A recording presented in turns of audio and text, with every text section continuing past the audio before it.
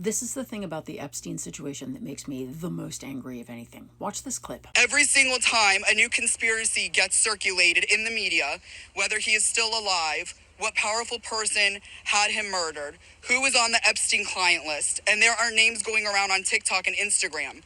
We, the survivors, are suffering severely. We take our kids to school and everyone is talking about it.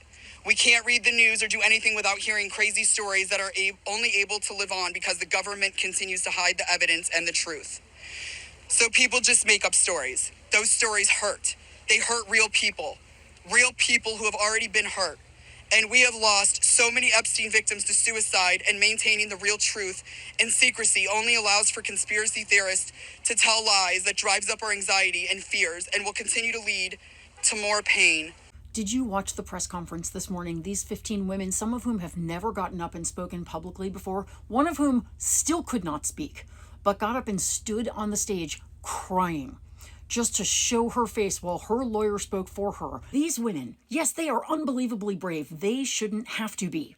They should not need to be here in DC begging their president and Republican lawmakers to do the right thing.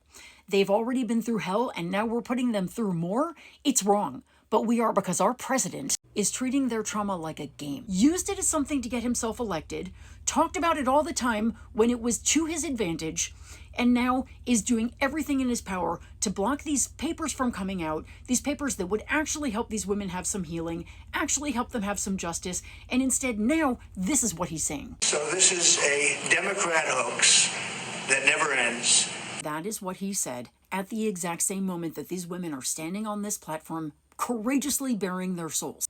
America, when is it enough? When do we just admit the person who is in charge in our country is a corrupt, despicable, debased monster?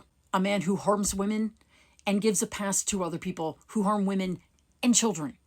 When is it enough? These women have done their part and far more than they should have had to do.